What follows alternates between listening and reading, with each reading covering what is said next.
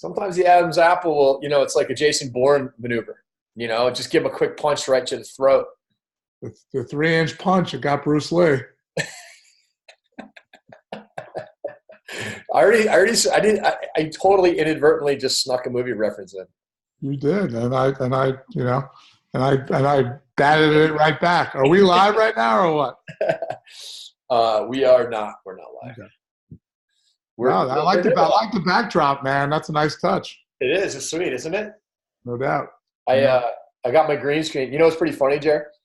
So I have if you were to wear, what's the color like Notre Dame? It's you got the gold and the blue, but every now and then you go with like the Kelly green, right? The Irish green. Right. If you wear a Kelly green shirt in front of a green screen, you look like the Invisible Man. You just start doing like ninja stuff? I did. Like literally like the what's actually behind me is a Kelly green curtain, right? Nice. And one time I didn't even mean to do this, but I was just I actually have a shirt, a Nike workout shirt that's like the same color. It's a Kelly green shirt. And I look and all you can see is my head. It's just like it's absolutely creepy. It's hysterical. I'm going to have to do that sometime. You're kind of like from the Sherlock Holmes movies where he kind of wears the student blends into the – stop doing that to my dog. Exactly. Very cool. So I listen, this will be a great conversation. Anything that you decide that you like, oh shit, I didn't mean to say that. Let's cut that one out or redo it. We can do that. It all gets edited. Should I say that? Should I say that right when it happens or wait till the end? Say it when it happens so that our editor it usually doesn't happen, but every now and then, like one time I was doing one with Kelly Monty recently, and I asked her a question, and I went straight to asking her about Gary Gayton. And what I really should have done was asked about, Cindy Timshaw, the head coach that hired Gary Gayton.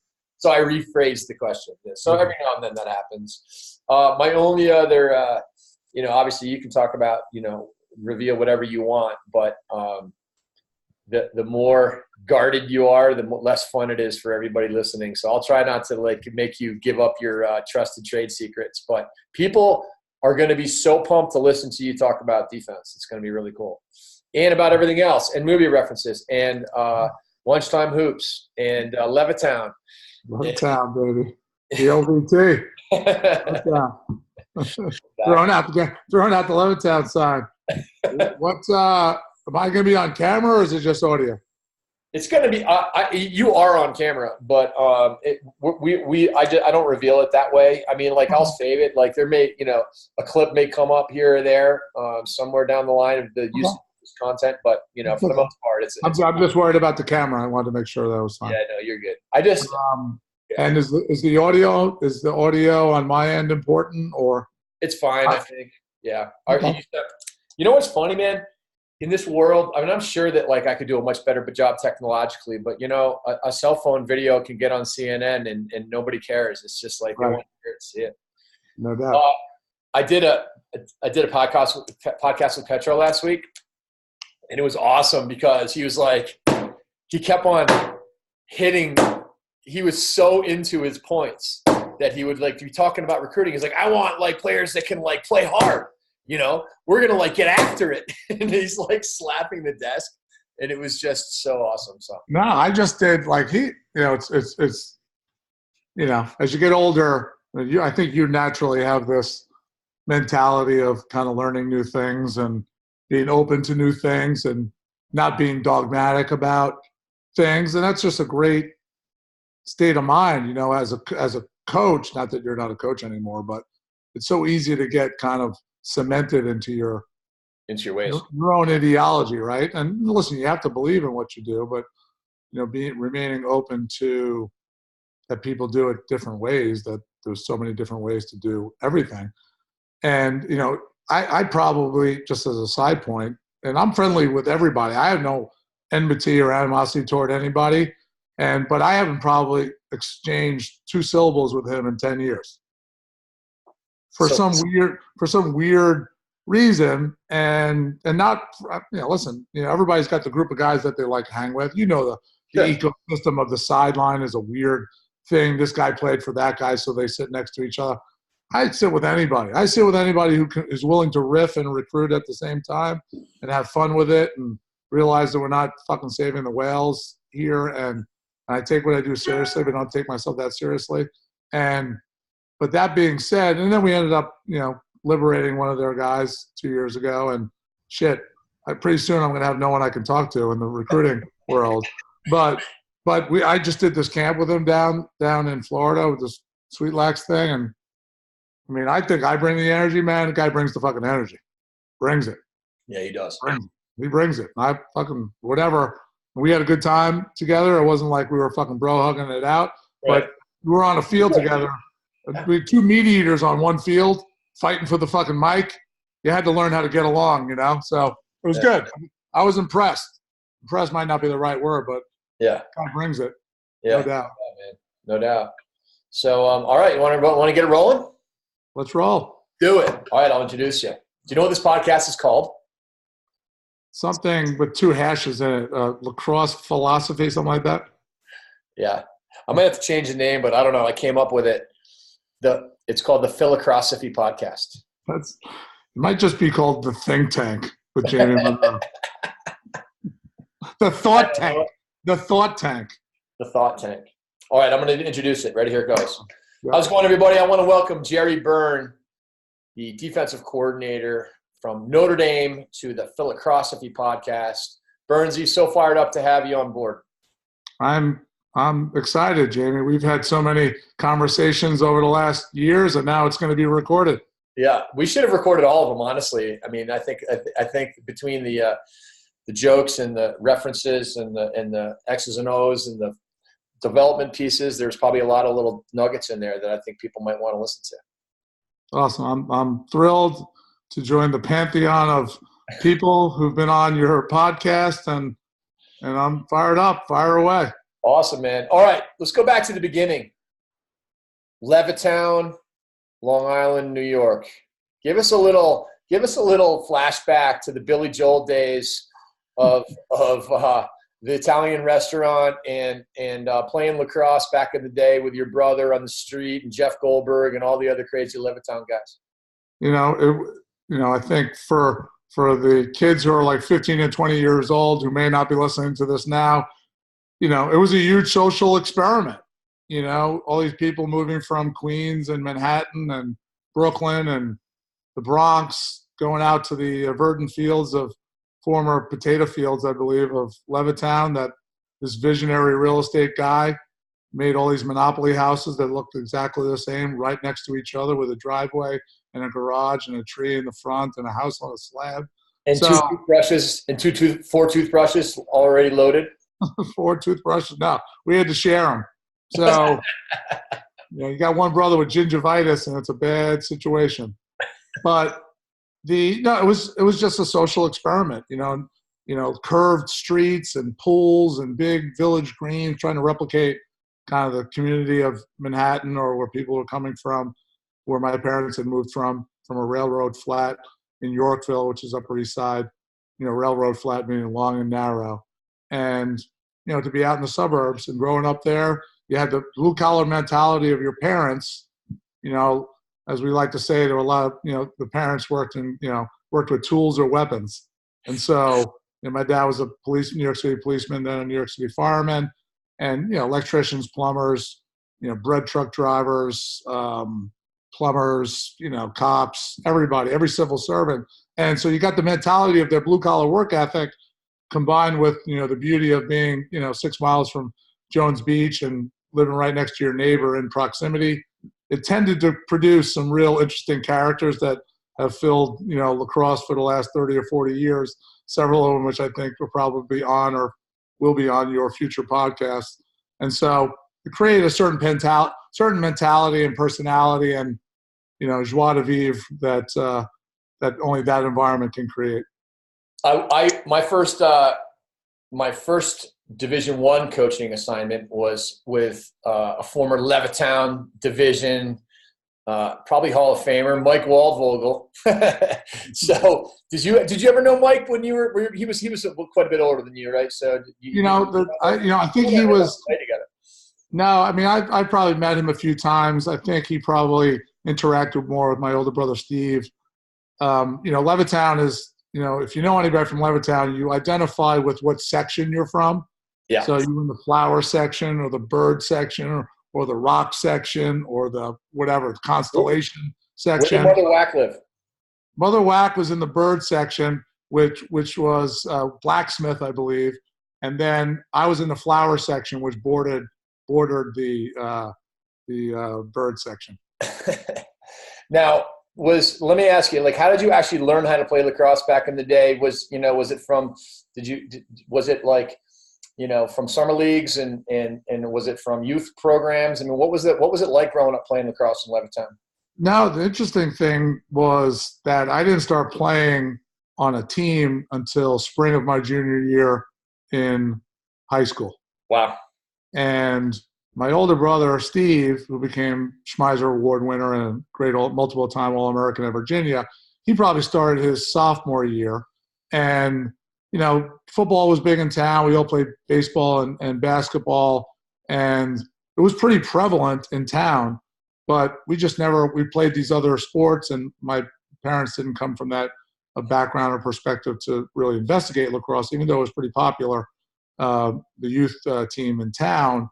And then my brother Steve started playing on the JV team at Levittown Division, and his JV coach was Jack Moran, who ultimately was from Levittown, throwing out the signs.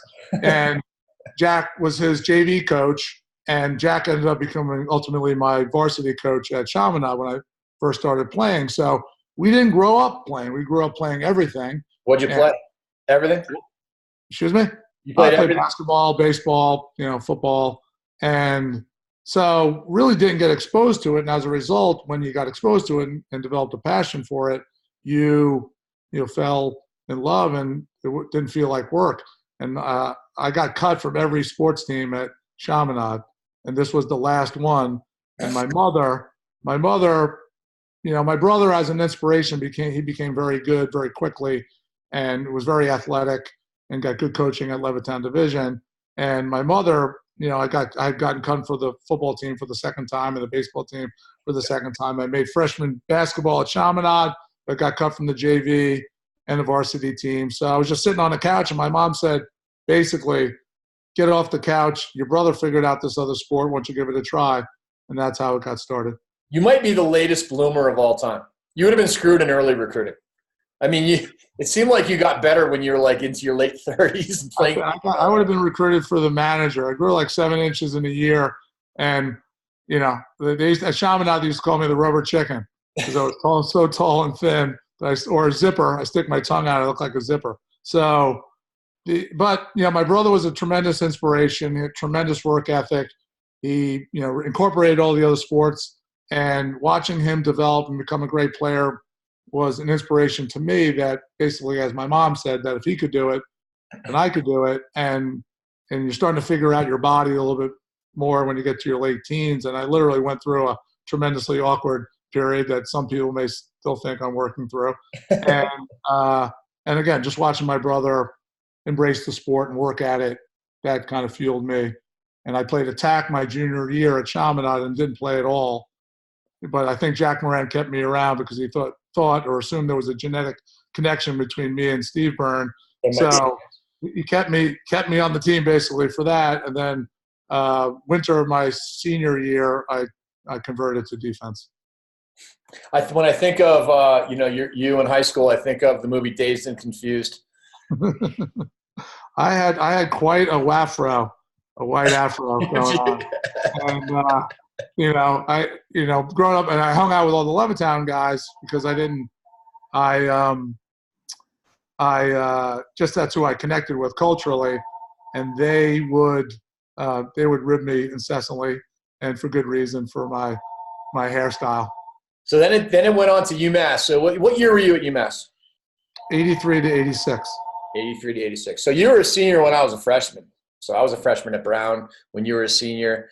And who was the matchup? Was it you? Was it you and Tom Gagnon and then Tom Carmine and Darren Muller? Was that the matchup of the 1986 Brown UMass game? I think I covered John. So that's a side story because we had lost to Brown 3 consecutive years, and there were twins on. We had a twin on the team whose twin brother played at Brown, and they had some action going for 3 years, but then our guy kind of doubled down for senior year because we got Sal Locascio. So I don't think it mattered much who was guarding who, because we had Sal, and I think you guys probably maybe had Scotty Lohan or somewhere around that time, and 2 great goalies. But I think Rich Abbott, kind of put everything on Sal Locascio. But I think I covered John Keogh, and Tom Aldrich covered Tom Gagnon and D. Mulls, his son is a senior at Notre Dame, by the way, so I see him all the time. Oh, no way. He's at my house like 7 times a year because he comes in for every home football game. I love that. But I think Darren and Tom Carmine were battling it out for sure. That was great. It's funny. In the early 90s, I created this video series. Remember that? It's called the USA Lacrosse Progression. I do. And I've got clips. I got to dig them up, but I have clips of you playing defense, throwing all the junk, the ding-dongs, the over-the-heads, the deep wraps, no lead wraps. I'm pretty sure I had all those videos removed from YouTube because hypocrisy is probably the most important trait of any defensive coach of my age. Do what I say, not what I did.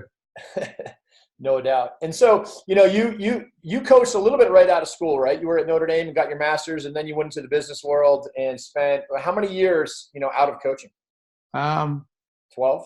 Probably, yeah, 10 to 15, somewhere in that range. And then you did end up playing in the MLL in 2001, 2002, the first couple of years. First 2 years, yes. And so how old were you, like 35, 36 years old? I was 39, 40. That's unreal. So you played in the MLL, and that's why I was referring to you as like the latest bloomer of all time, because I think you actually just kept getting better right until your late 30s, and you got a chance to play. I still had my weighted shaft. I remember we had just adopted 2 children. We were living in southern New Hampshire. I was friends with Scotty Hiller, and hadn't played and had basically stopped playing, but I was interested. My kids were excited about the prospect of it, and I remember I worked out for hard for 120 straight days, just so I wouldn't embarrass myself. So, but that was great. That was great fun. It was different. The league is obviously completely different now, but I think a key thing for any guy who at any level in coaching is you can't ever lose that competitive mindset. And for me, not in, hey, I'm a ruthless competitor in everything that we do, but just a mindset of acknowledging that there's a win and a loss. Petro and I were doing the thing this past weekend, and you come around the agreement of there's a scoreboard all the time, whether it's a visible scoreboard or a mental scoreboard. And that is, I never want to stop competing because I think for me, whether it was the MLL back then or just, playing squash or pickleball or basketball now, is that, besides trying to stay fit and stay young, it's also gives you tremendous empathy around what you're asking your players to do. Because that it's not easy as telling someone to do something and they do it. Like when you're still doing some of those things yourself, not at the same level or the same level of agility or athleticism, but how hard it is in basketball to double team someone when you're exhausted. Yeah. So hard to dribble out of a double team when you're surrounded. And sometimes it's easy to jump and try to throw a jump pass and it gets picked off and it's a layup at the other end. And so one of the reasons I do still try to remain active is to maintain that empathy for what you ask your players to do. It's pretty awesome. Before we get into some current day stuff, I want to make one more point about your business background. So you got your business school degree, right, at Notre Dame? Yes. And then you went on and you were at, I don't know, give us a little bit of a history, because for one thing, when you were at Brine, and what was your title at Brine at the time? I forget, like CEO or something? Chief Sales and Marketing Officer.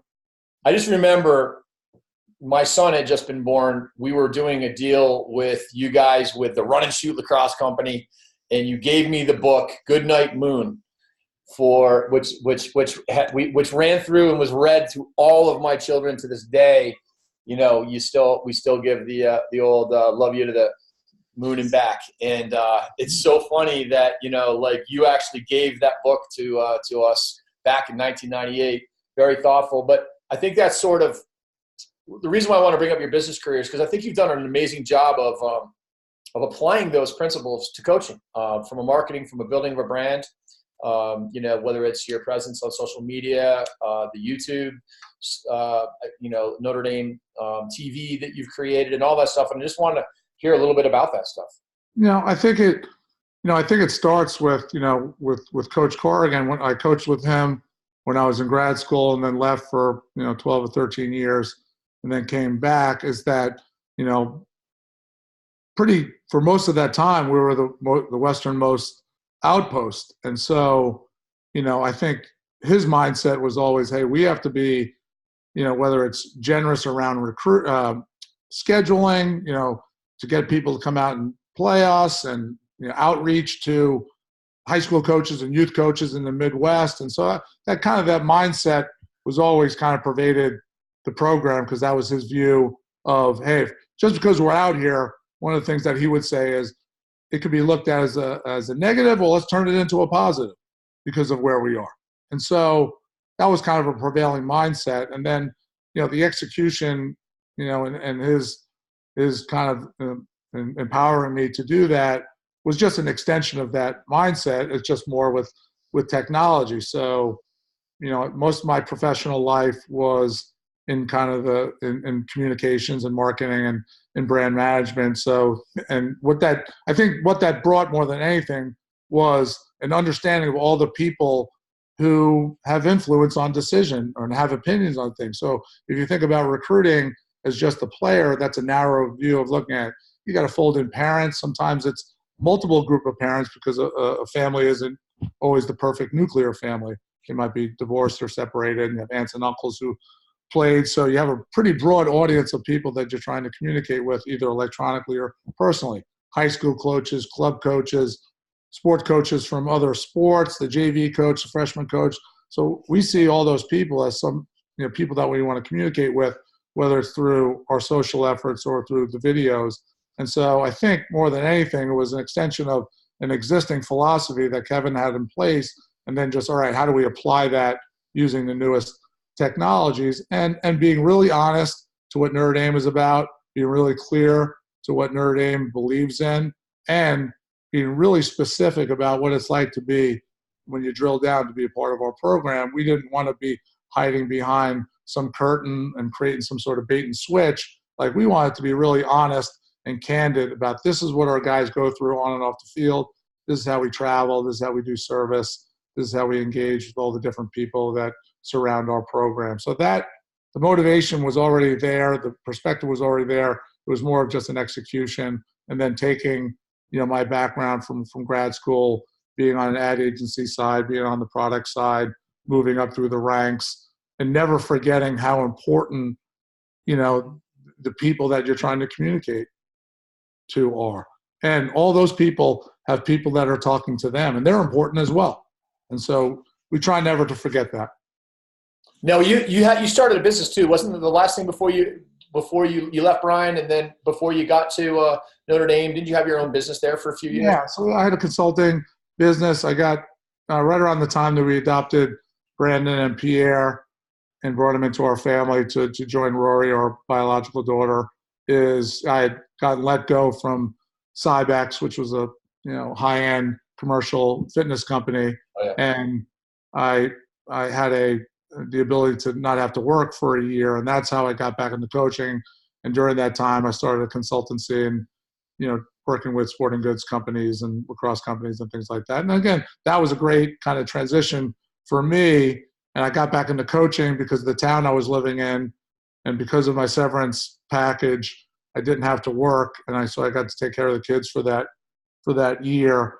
The high school in the town that we lived in, guy got let go, and I just volunteered, and that's how it all got started again. That's how I never went back to the corporate world. I really wanted to go back, but I enjoyed kind of reconnecting with the kids. And listen, kids, people are always complaining about this generation, but they're like any other generation. If you can articulate a standard and a clarity of expectations and values, they'll reach for it. They might not always get there, but they'll reach for it. And that's kind of what was awoken in me.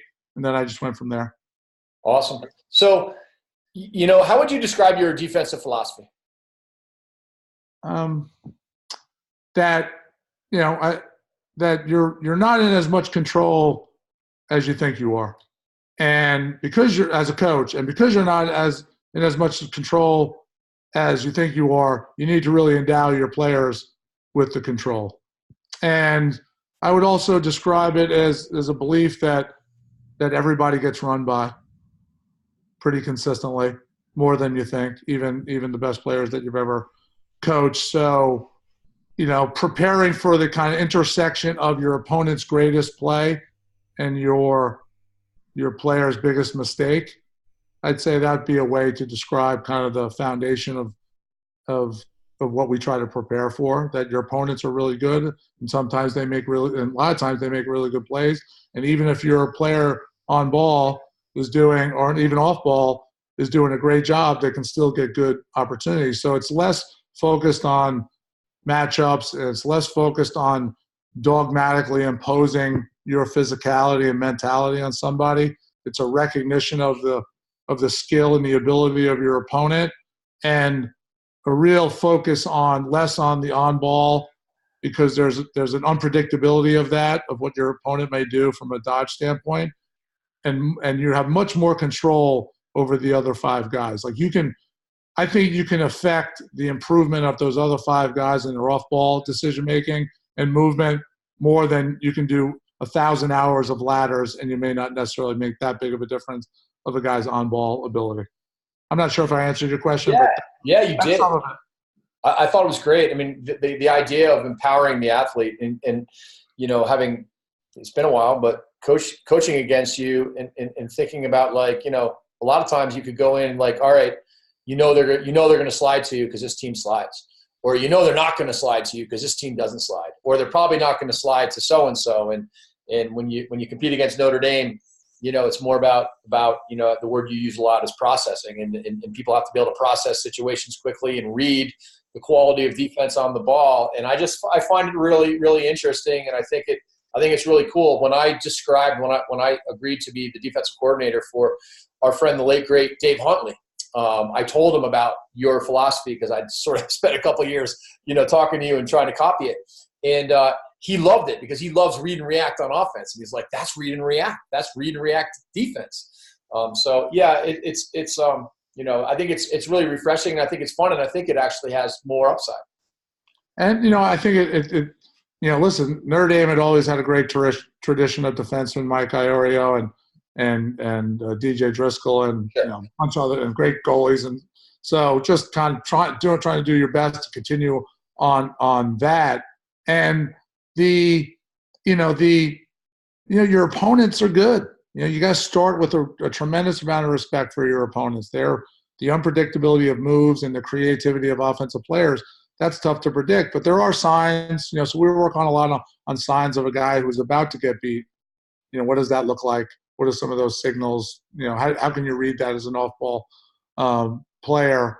And this concept of a dual directional responsibility. On ball, my job is to do the things that we teach you on ball, and because of that, the guy on ball knows that if I do this as well as I can for as long as I can, even if the guy gets by me, the dual directional responsibility and accountability, that there's five other guys who are going to do everything they can to recognize that. So that interconnectedness, I think, can make it look more complex, but also not complex and you can't understand it. But the Dodger doesn't have some of the, hey, if A happens, then I know to feed to B, or if B happens, I know C or D are my pass options. That's harder to predict if you don't know every time you do your move, this guy's going to slide to you. Sometimes he will, sometimes he won't. It's really a function of what that guy sees, and then the kind of the domino effect of the exterior communication to the interior, and then going back in the other direction. And so that, so it puts less responsibility on the ego of the guy guarding a guy. All he has to do is best for as long as he can do it. And that, I think it helps take away the stress that maybe an on-ball defender felt in high school. Maybe he liked that part where he was the center of attention, but breaking that mentality is probably the hardest thing about teaching the way that we teach. You know, what I was sort of referring to, creates an unpredictability for the offense because they can't predict whether you're going to slide or not. You have to kind of work really hard to beat somebody and draw a slide. And you talked about the unpredictability of, the on-ball defense, but I've also heard you talk a lot about the importance of predictability and how important it is to be predictable. Talk a little bit about that. Yeah, I think, we try to keep things simple on ball, and, the simplicity also leads to, like some dominoes, like how much of a back of a guy's jersey am I seeing? If he's squared up on him, he's guarding top side and underneath. I start seeing, we used to have logos on our jerseys, used to have the Notre Dame monogram on our sleeve. And I used to tell guys that when you start seeing the monogram in the sleeve, that's a guy that's either going to get beat topside or on an inside roll. So you got to be prepared for both of those things. We talk a lot about, in a V hold and pokes and digs, how much of the top part of the shaft from the defenseman's top hand to the neck of the stick. When you start seeing some of that, that's a guy who's getting beat topside. We work on, signs of a guy who's about to get beat because that helps you be there right at the right time when you're going to help a guy. So where your head is located, kind of V-hold and butt-end drive, where are my hands relative to the front of my feet, so I can drop step and things like that. So the V-hold is really important because I think it's an indicator of a guy about to get beat. Yeah. And the idea like a barometer, almost like a needle in a car, like some sort of like Geiger counter where you're coming up against uranium or something. And like a flux capacitor? Like the pulse capacitor, a nice movie reference. Flux capacitor. Flux capacitor. 100 million gigawatts. 1.21 gigawatts. Yeah, I mean, the V-hold was something I want to ask you about because there's so many people out there that, listen, there's nothing wrong with a butt hand hold, right? A cross-check hold. But right. There's something about the V-hold with Notre Dame that intrigued me because of, what you just went over, which is like it's an indicator. It's a needle. And also the element of ball pressure. And we talked about this when we were at lunch with BK a couple of weeks ago. I think it actually develops players too. It allows you to use leverage and maybe just chat a little bit about that. Not to say one hold's necessarily always better than the other, because I think you got to do both. But that's kind of my point. Yeah, I think it's that. I don't think I ever beheld anybody. That's the funny. And in our generation, our generation wasn't, we were just trying to take the ball away from everybody. And the attackman didn't have to worry about getting, they could inside roll and not worry about getting double teamed. And so, I understand that it's awkward for some guys, particularly if they've never done it. And so you'll see some of our guys are more butt end drive, righty against righty, closer to GLE than others. Some guys, if they don't have the feet, they do it a little bit earlier. I like the fact that it creates double and triple move dodgers because all of that stuff, I think, shrinks offensive space. And if you're a dodge and read offense, as most teams are, the more moves you make a guy make, the harder it is to read. And now you're reading and rereading and rereading, and the offense gets, smushed together, and that smushed together offense feeds defense. And so, the concept of the V-hold requires some practice, but it is that barometer, it is that needle. It's sending a message to your off-ball defense about where is the guy going to get to on his dodge. Is he stepping away? Is he running the arc? Is he inside rolling? Is he fake inside rolling and stepping away? All of those things, the head of your stick gives it that indicator, which if we're fixated on the other five defenders off ball, that's why you're doing it. I don't really I care that you do it, and I care that you want to do it, but you're going to do it because it's all about the other five guys. It's not about you on the ball. It's about the other five guys. It seems like we talked about this the other day too. It seems like the V-hold also allows for great ball pressure. It's just like it's harder to feed. It also I think it develops players to have a feel for using their sticks, to maintain their position for leverage and things like that. Do you mind talking a little bit about those concepts? Listen, there's nothing more impression. There's nothing more important than ball pressure, and consistent ball pressure. So versus temporary violent ball pressure, which I think you get with some other things. I think the V-hold allows you to be within a range of ball pressure that allows you to be disruptive. And again, it's not perfect, but I think it's really important that your guys understand the logic of why you're doing things. Like, this is a generation that's really smart. They're really inquisitive, maybe too inquisitive. We grew up where the coach said, "You're going to do it this way." And you're like, "Why, coach?" "Because I told you to."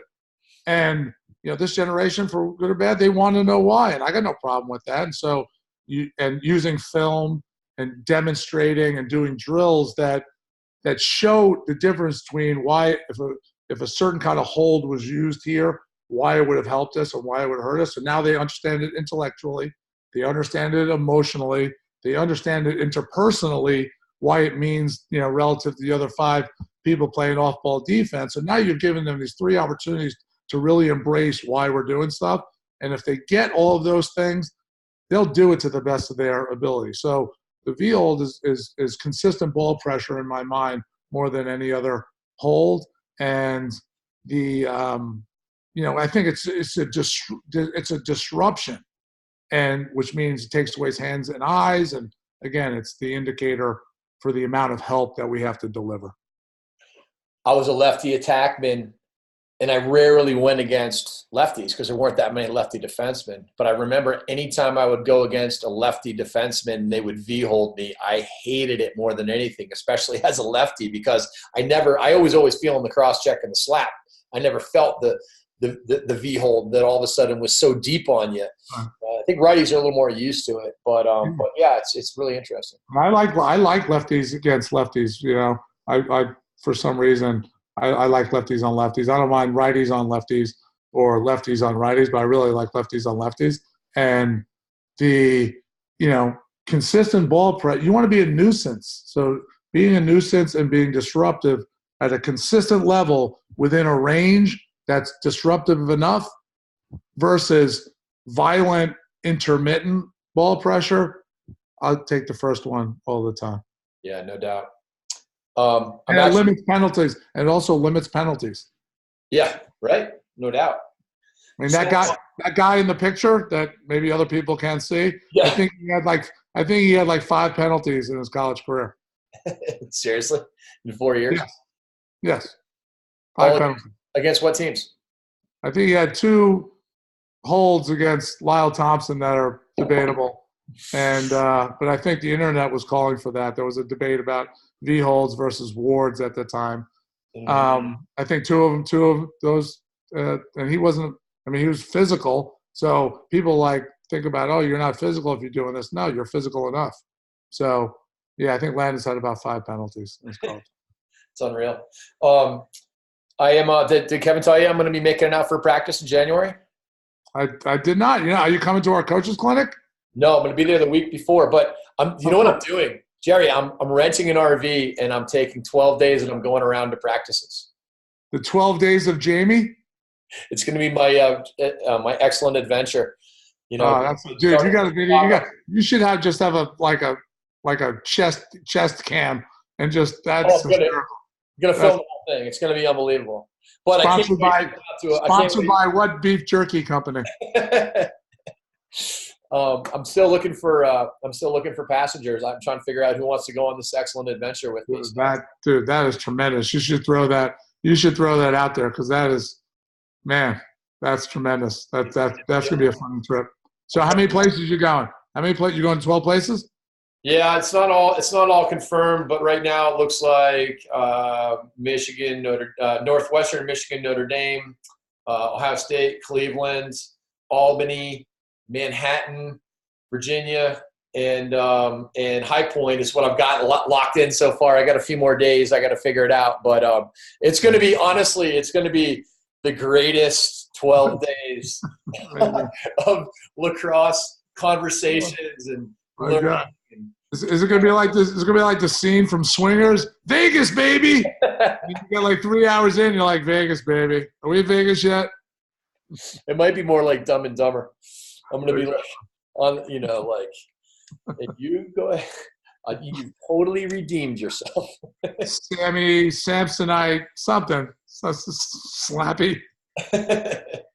But I can't wait to come to a Notre Dame practice. And what one of the things I love about watching your guys' practices is I love watching the way you run your defensive drills. And for people out there that haven't been to a Notre Dame practice, you use the middle of the field and you do, I don't know, if you have 25 or 30 minutes, you probably do 5 or 6 or 8 different defensive drills, mixing a little stick work here and there.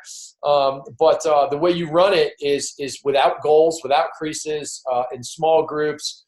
And really what you're doing is scaling reps and also empowering the players to learn how to run the drills themselves while you kind of oversee it. I just want you to talk a little bit about, you know, why you do that and some of the great value in that.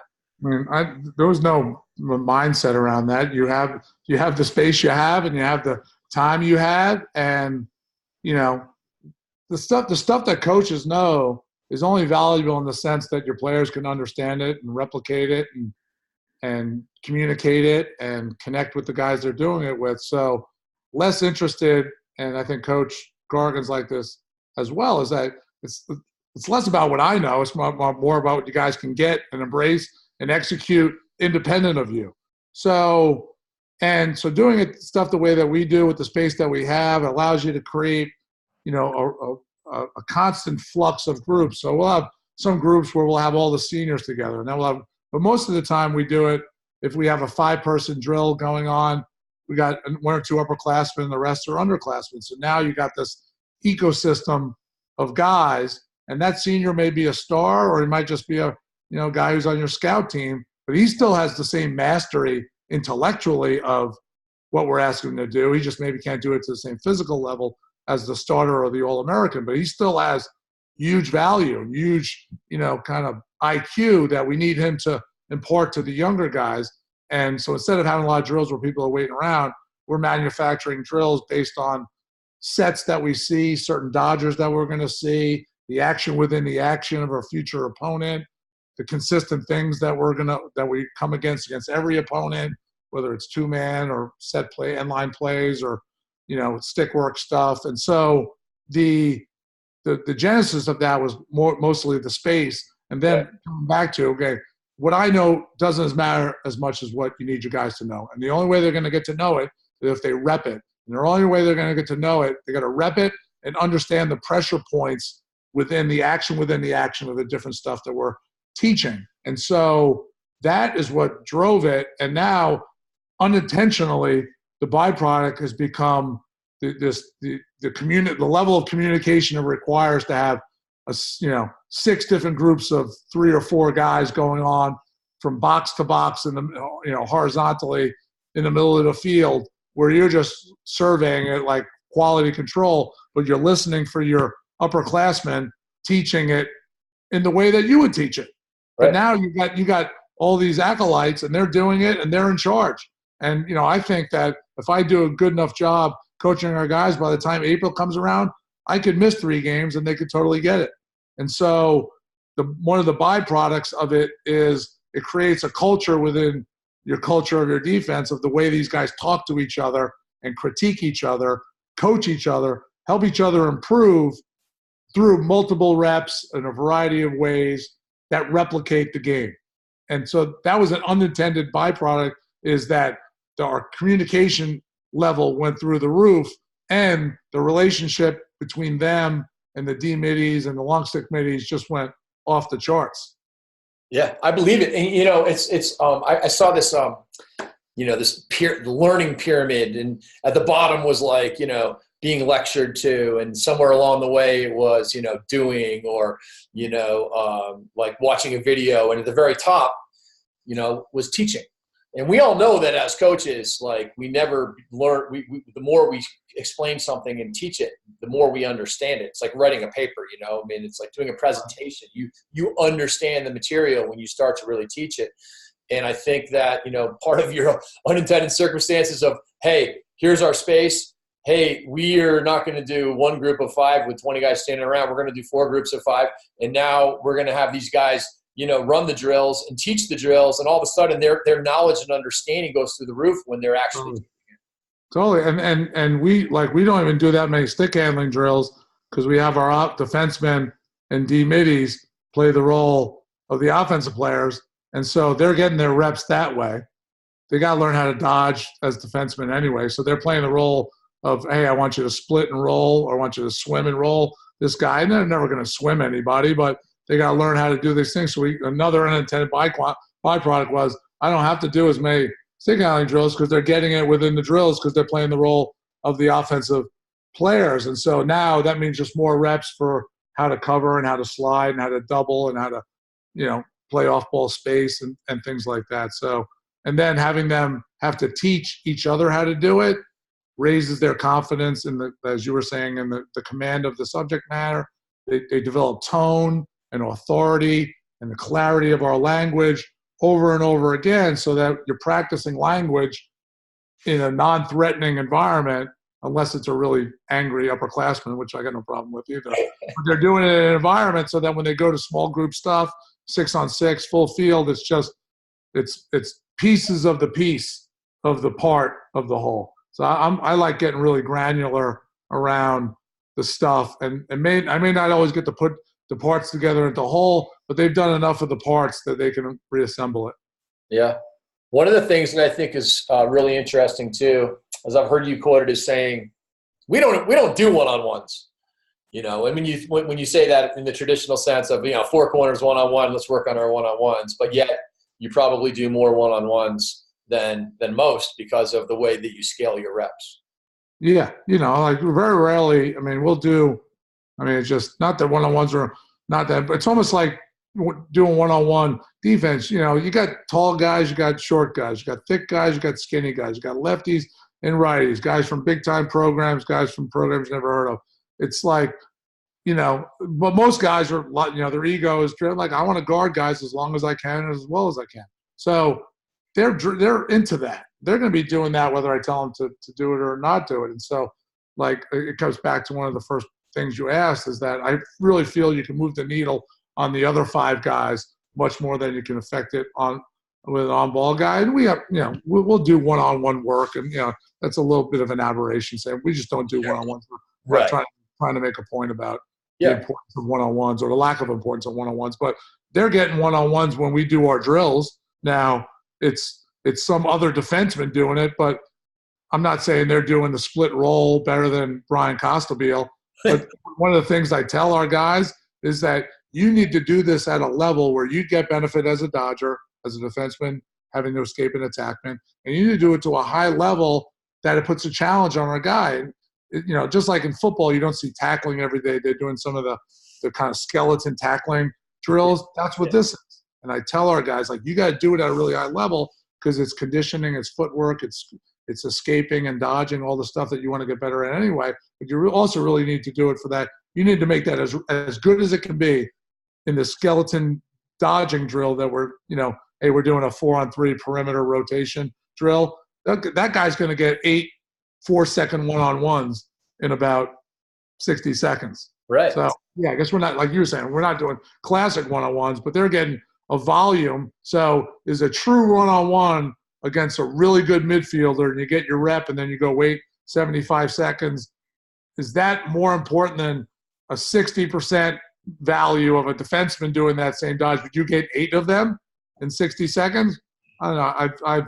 I've ceded to the second one. Yeah, no doubt. Because the fundamentals of what you have to do are exactly the same, and sometimes it's important to slow down and do it. You think about, your holds and your pokes and your lifts and your approaches. When you get into a live one-on-one against Brian Costabile, all you're trying to do is just survive it and dominate it and win it, and that's when your technique goes out the window. When it's like telling someone to communicate at full speed right off the bat. You can't do it. You got to do things slowly. And it leads me into the next thing I wanted to talk about, which is, that you guys, you guys slow things down, that 60% speed or even 40% if you need to, allowing people to actually learn how to communicate. Communicating in real time is incredibly difficult. Communicating in slow motion is a challenge. Talk about how you sort of slow things down and how you do that. I think, one of the things that we say is, like, if you can't be loud, you can't play. Coach Cargan and I are always saying, better to be loud and wrong than quiet and right. If you're quiet, if you don't say anything, now we have to read body language. There's too much interpretation going on there. And so, again, it was more just everyone knows communication is important in sport and in defense. And again, just almost like an unintentional byproduct, like, all right, we started becoming a really good communication team as a function of, like, you got 5-6 groups of 4 drills going on, and I'm in the middle and I can't hear anybody. And you're like, listen, this drill has communication components, so you start requiring it. Then you start telling the oldest guy in that group, is like, that's your responsibility. You should set the tone, not in sort of some sort of philosophy, but the tone of how you're saying the 3 or 4 things that should be really clear in that drill. So again, another nice byproduct, you're watching all these drills going on, and it's like quiet as a church in there, and then something's missing, and then you say something quickly, and then you see it happen. But then it's also the emotional part of how people learn. You can show them on a board, they get it intellectually. You can walk them on the field, they get it kinesthetically. But until they understand the price and benefit of things done and not done on an emotional level, it's hard for them to get it. So I really believe that most guys on our team or on any team, they can explain to you, all right, let me lay out what should happen here if they're watching a clip or watching a drill. But like you said, you get in the game, and the communication is the first thing to go. By explaining to them the price and the reward, or the price and the benefit of doing it right versus doing it wrong, the difference can be, I tell our guys all the time, the difference between good defense and great defense is about the size of a carpet square. That's the difference. That's the difference between closing out and getting on a hands. It's the difference between being in a skip lane and narrowing it, or making it larger. So I got all these, examples, and then you can take that, show that on film, and show how the drill that we're doing is trying to teach that. So they start getting it emotionally, in the sense of, if I don't do this, this hurts my team. And so the more that they can embrace that, because there's so many really good coaches, so many different ways to slice this stuff. But you get your guys to understand the cost of not doing something, they'll start doing it in a way. They might not do it perfect technically or athletically, but they'll be about doing it as well as they can. And they're narrowing that square closer to good defense versus great defense. And, I think that is, what I try to do as much as possible, which is get guys to understand why we're doing this and the emotional benefit to doing it, and why it's good for our team, and why it's, when you're one of the other 5 guys, why it's important for you to do those things. And when you're one of the 1 guys on the ball, how all of a sudden you can't be like, you know what, I feel like throwing a ding dong here. So if you get out of character, that unpredictability that you alluded to earlier affects the predictability of the decisions that the other 5 guys have to make. No doubt. So we were talking last week about communication, and about, you had a great analogy for, when you use somebody's first name. You're out in the playgrounds, and all of a sudden, oh, you're out. Well, you talked about Levittown. The houses were right next to each other, and everybody, kind of guys of our age, the early 50s, your mother or your father swung open the front door, and if it was around 5:30, or maybe it wasn't, if they yelled your name, you froze. Jerry! You're playing wiffle ball 3 backyards over, and you're like, man, we're having liver tonight, man. Don't say a word. Invite me over to your house for dinner. Are you guys going to McDonald's, man? We haven't been to McDonald's in 6 months. So the concept of teaching communication, where you're talking about using your teammate's name first, it definitely became a thing for us in the last 4 or 5 years. And it's a hard thing to teach. It's a hard thing to impose. You really need your team, your players, to because you can't be everywhere at once, and you're maybe not always in earshot to know whether guys are doing stuff right. But I think that's been a big development for us, is making that the first thing you say, because saying too much can be really confusing. Saying something specific for somebody, much like your mom or dad yelling from the front stoop for you to come, and they went, Jamie, you'd freeze like you got hit by, Mr. Freeze stun gun. And you were waiting for, all right, what's coming next? Am I in trouble? Is it time to come home for dinner? Did I, not make my bed? Did I make a mess in the kitchen? Right? You're waiting, and tone matters. And so they yell your name, and the ... is specifically for you versus just yelling and a lot of noise. Who is it for? Sometimes things are for everybody, but mostly it's usually specific for one guy. And so the specificity of nickname and first name and practicing that, I think, has been a real benefit for us in the last couple of years. It's really helped us to kind of notch up another level off ball. It's awesome. One time you made a comment to me. It was like, I freaking hate, I got your two. I got your two. I hate that. And maybe I misheard you, but what were you referring to when you said that? I don't know. Man, there's a lot of stuff I hate. So not very Christmas time of me, that's for sure. I don't know if I said that. Because I probably meant it if I said something like that. Was like, I don't like a lot of wasted syllables when you're communicating off ball and communicating with your defense. So, coming up with a glossary of 10 or 15 terms is probably about right. And where a term can evoke a situation, a responsibility, a role, a pressure, words that have multiple meanings that paint a picture for a guy. And every team has, their own language. But I think the best words are one to two syllables that help paint role, responsibility, pressure point, something to be aware of. So, I don't like wasted words more than anything. Right. I thought maybe you were referring to the fact that, sliding isn't linear, and how do you know who has your two? There's multiple people that are going to have your two, and if the guy pops up, the middy's got you. If he gets low, maybe the X guy is going to be able to help you out. Yeah, that could be true. There's unless you play in a way where you're perma-sliding somebody, regardless of what happens. The dreaded perma-slide. Perma-slide. What do I mean by that? Or the dreaded perma-slide. Yeah, the perma-slide. Guys, and so that only works. If you're saying that you're always this and I'm always that, and the offenses are too good, and when a guy is dodging, every step that he takes changes the orientation. It may change roles and responsibilities. It changes skip angles. It changes pressure points. That's definitely something that we really harp on. Is as the ball moves, everything changes. Not everything changes, but things change.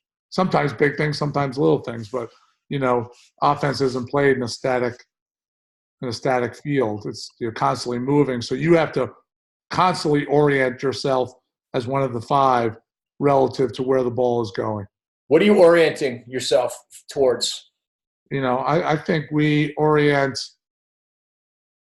I mean, it's a hard thing to say because you have to assume certain things about different shapes from your offense, but it's probably pretty consistently around kind of a ball U-man triangle mentality, where that if you do that well, if you do ball U-man triangle stuff well, either in the slide roll or perimeter roll, you can do multiple things. You can make approaches onto your guy, you can collapse inside, you can affect skip lanes. So, I'm kind of constantly harping on, if you do talk about like entries and exits, exit from an off ball, an entry to the ball, exit from the ball, entry to an off ball thing. The more efficiently you do that, the more you can get multiple in the sense of what are the second and third things I can do. Because if you're only doing one thing, you're not doing enough off ball. And so the only way you can do more than one thing is based on how you move, your understanding of off-ball responsibilities and the set your opponent is in, where's the dodge going. All of those things constantly affect your ability to do more than one thing. And if you're only doing one thing, meaning guarding your off-ball man, then you're not in a good off-ball place. And if all you're doing is off-ball, then you're probably giving up a skip. So trying to find that optimal place where you can be multiple in an off-ball role. One of the things I think about, and I'm curious your thoughts, and maybe so the listeners know, like, I decided when I was coaching high school lacrosse, I was like, I'm going to learn how to coach defense like Jerry Byrne. I invited you to a couple clinics. I literally watched the videos. They were like probably an hour and 20 minutes. I pieced it together. I took notes. We talked on the phone. I came to practice. I did all this stuff. And I would hear you say things like, orient yourself. And I took that. It's funny because I take these things and just go off in my own direction with them. But one of the things that I think is so important is orienting yourself to where you are where's the goal. And I feel like not understanding exactly. Like if you said to a kid, hey, I want you to walk as far out as you think you need to go to slide.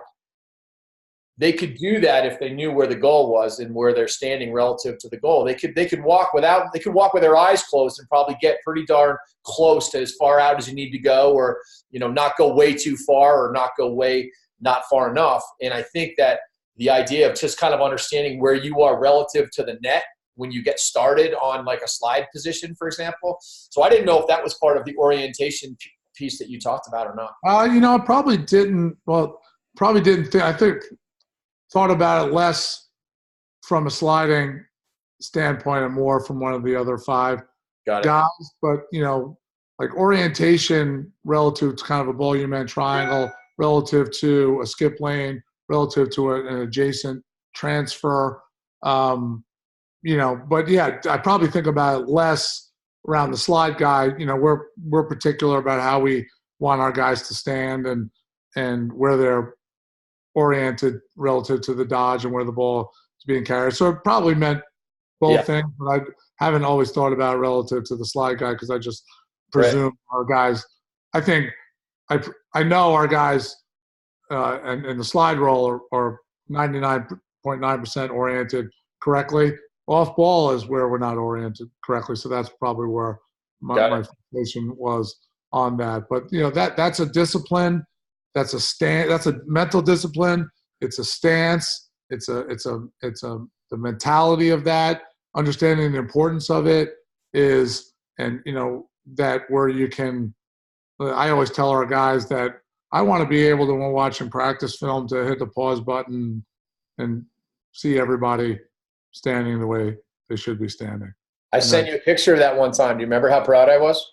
Of your high school team? Yeah, I was like, check out this picture, Jerry, and they're all like, they're all in that in their shadow of the. That's so important because as we started is your opponents are so good, and the offensive players are so creative, and they're not going to be predictable all the time.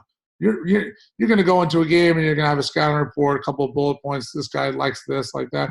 But then all of a sudden he swims, and we didn't have him as a swimmer, and so that unpredictability of that has to be matched by the predictability of your stance and your communication and your orientation.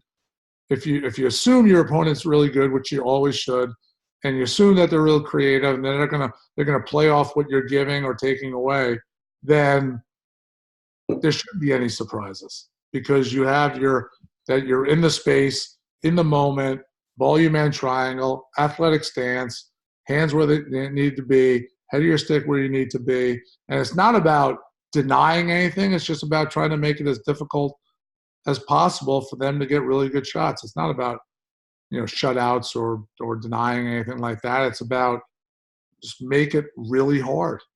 And that's all you're trying to do. And that go ahead. I was about to go into another topic, so you got one more. If you want to add to it, do it. I just think, you can't stop everything. Your opponents are really good.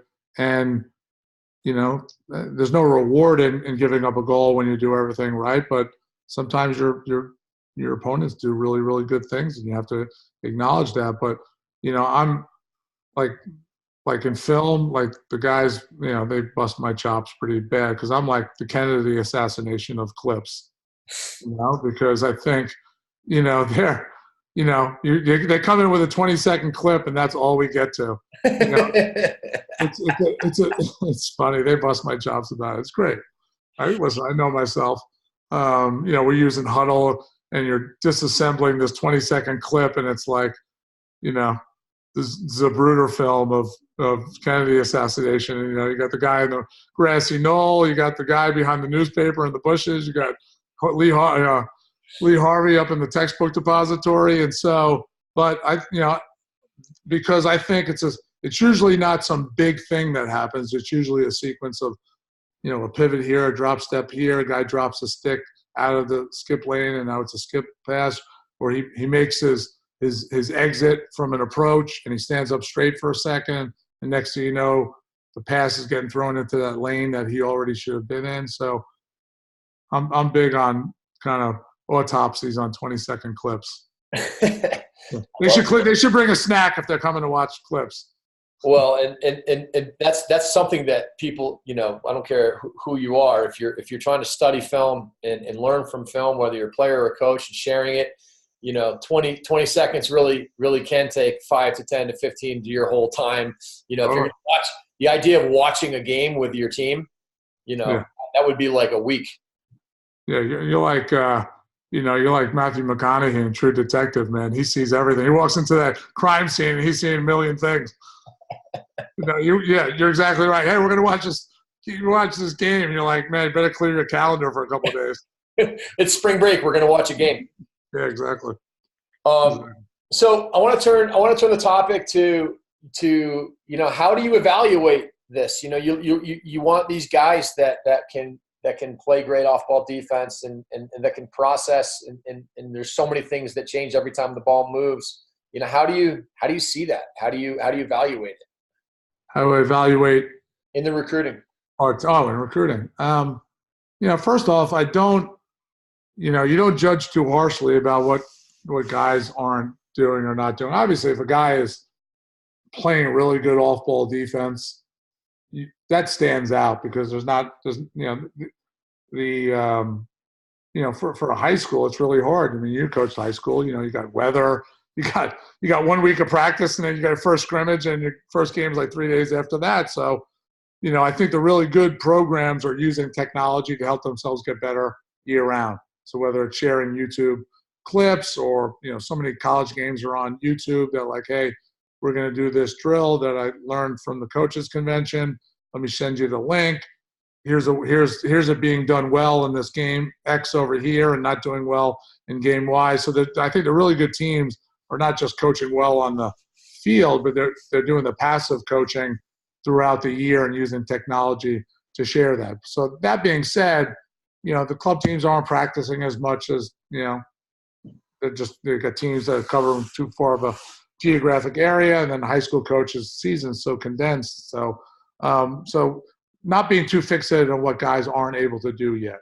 If they're demonstrating, stance out there and language and gesturing and all the things that you hope for, and even if they're imperfect, they have a mindset for that. You look for a certain level of athleticism for sure, because you need guys who can cover everybody for at least a couple of seconds. And so some guy his kryptonite might be a short, quick guy, but he can cover that guy for 3 to 5 seconds. And if he needs help, then he'll need help. But so once I get to a point where I think a guy can cover most guys, I spend a lot of time watching them off ball. And again, don't judge too harshly if a guy's not doing stuff. I mean, I'm not making excuses, but if it's his 5th game of the tournament and he stands up on one exit, I'm not going to put a line through him, but because if the other 90% of him, he was doing it well, that's pretty good. I hope we get 90% from our guys. And right. So you're looking for obviously a compete level. You're looking for a certain level of athleticism. If a guy's over-checking too much, I'll try to determine whether through his coach or his club coach or his high school coach is coachable. Some guys refuse to change. We don't have too much of that problem at our place. We're in the Henry Ford School of Defense. You can play any way you want as long as it's this way. But so you're looking for athleticism, you're looking for stance, you're looking for slide decisions. I like looking for guys who pull themselves out of slides. because that's a guy who kind of either, hey, I'm probably not going to get there, or I don't need to go anymore, and how I recover. And you look for off-ball communication, stuff like that. And so, and it's also one of those things that, from coaching at a high level, you kind of know it when you see it too. Yeah. So Yeah. you're looking for proof, but then you're also kind of know it when you see it. Yeah, no doubt. I mean, it's like, the idea of evaluating IQ, it's not easy to do, I mean, it's like trying to evaluate character. You have to talk to people and do your homework and stuff like that. But from an IQ perspective, you can look at decisions. One time I said to Kevin on my podcast with Kevin, like 6 months ago, I was like, well, what do you do how do you know if a kid is does something that's, really not even, picking up fast breaks at 20 yards or something, and it's like, how do you know if they just weren't taught the right way? Maybe they could do it. And he was like, it's a distinction without a difference was Kevin's comment on that, which is a little bit true. I mean, I think that you're not going to beat a guy up if he stands up one time on his exit, but then again, to have been well coached and kind of know how to play is going to make a difference. And then I think, you got to sort of find that middle ground, I guess. Totally. And you're not going to be right every time either, and so, for us and, kind of folding them into the way that we're playing down there goes back to how we do in those drills, because, every senior on our team was taught when he was a freshman by some good guys, some guys who became great players, and other guys who were just maybe weren't good enough, but they had complete command. And so they get folded in. And so the repetitions, the replication of those repetitions, the expectations of becoming a part of that culture, and an embracing of this is the way that we play. Even before they get there, they can go on our YouTube channel and talk to, when they came on their visit and watched us practice, this is the way we practice. That's true for offense and goalies and middies and stuff this is the way we do stuff. So you can start embracing that mentality even before they get here, through so many different avenues. And if you really care, then you're going to be doing, from a defensive standpoint, if you're a commit of ours, you're already doing our drills. Even before. What's your guys' timeline on recruiting? Do you guys still recruit kids all the way through, even when they get into being seniors in high school? Do you have spots available? If you see a kid summer before their senior year, are you still recruiting like that? Seems like you guys have been a little later than some over the course of time, and it's probably paid off. But what's your take on your timeline? I think not much has changed. There's a lot to learn about guys. You need to learn their admittability. You need to learn their personality. You need to learn their coachability. You want to, meet their mom and dad, and there's really the skill, frankly, is the easiest part, and Kevin and I agree on that. We talk about it a lot, that, there's a lot of really, really good players. And so you try not to get too romanced by the skill, because, for a lot of schools, and for probably every school, you want to get a little deeper, and we're disciplined around that we're trying to get to the point where all those things are checking off. A little bit harder on the admissions part, but I don't think our timeline has changed with the new rule change. It hasn't changed our philosophy and belief around that where parents and kids want to go is the most important part. We know what we want and what we like, but that's also what we want. Other schools want what they want. That's right. The most important want in all of this is what mom and dad and the young guy wants. Yeah, no doubt. When you're watching a highlight video and you see a dude, constantly just taking it down the field and scoring goals, and it's pretty clearly good speed, athleticism, ball handling, offensive defenseman, what are you thinking? What are you wishing you were watching? I was joking with our guys, the new rules, reward, a good stick handling defenseman. And that used to be the least important thing for us and for me. And so, listen, we're good enough. We have enough good stick handlers and stuff, but it wasn't the core thing that we were recruiting guys for. Yeah, that used to bother me. when the guy's most energy and most athletic thing he was doing either at an event or on film was him, coming down and hammering it from 13, I'd be like, well, where are all the clips with that energy with you, guarding guys and sliding to guys and double teaming guys? And where's that? Where are all those clips? And so, but, I think in the new world, stick handling and running, it's obviously always been important, but I think it's going to become a more important part of our calculus in recruiting, but never to the point where it supersedes the stuff that we already talked about. But yeah, you get a lot of highlight videos with defensemen scoring, and I'm like, all right, if I have to get like 3 minutes in before I see you guarding stuff, I'm like, that'll usually end up with me emailing the coach saying, does this guy play defense, or is he one of your seventh offensive midi? And so we'll get some film of a guy actually guarding people and sliding, doing that stuff, if there's not enough. Well, usually the first defensive clip is someone dodging against him and that guy, skewering him without moving his feet at all, and clearly over-athleted the guy. It's like, it's just, it was a great play in your little game there, but it may not work at the next level. Yeah, it's really hard. I've seen so many highlight films of kids where they don't actually know what to put in there because they think it's awesome. It's like, all right, well, the ball did fall out of the guy's stick, but it was maybe not fundamentally great. Or you were like a half step away of getting run by. So if you're a really good trail checking defenseman, I'm not sure if we're going to recruit you.